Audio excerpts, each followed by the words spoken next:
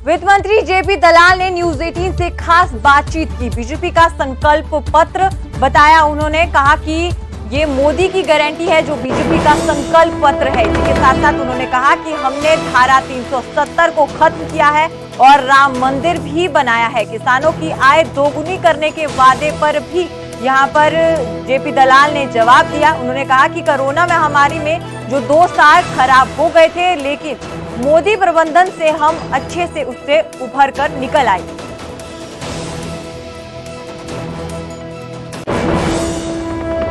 पक्ष यानी कांग्रेस की बात करें तो वो लगातार यही कह रहे हैं कि 2014 में जो वादे किए गए थे, बेरोजगारी, महंगाई, ये सब उसके अंदर से गायब है। अब इनका कोई जिक्र नहीं कर रहे हैं कि कितने लोगों को रोजगार देंगे, महंगाई कैसे घटेगी, युवाओं का क्या भविष्य होगा। अब उसका कोई भी जिक्र इसके अंदर नहीं है। किसान का कोई जिक्र नहीं है कि किसान की आय को दुगना किया जाएगा।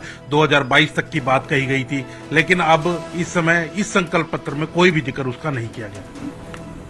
सब लोगों को पता है कि पिछला जो 1.5-2 साल था योजना का, उसमें भयंकर जो बीमारी आई कोरोना की, उसमें सबसे अच्छा प्रबंधन दुनिया के अंदर हमारा रहा और किसानों के दम पर जो है हम 80 करोड़ लोगों को अनाज देने के लिए सक्षम हुए और सब लोगों को फ्री में वैक्सीन लगवाई।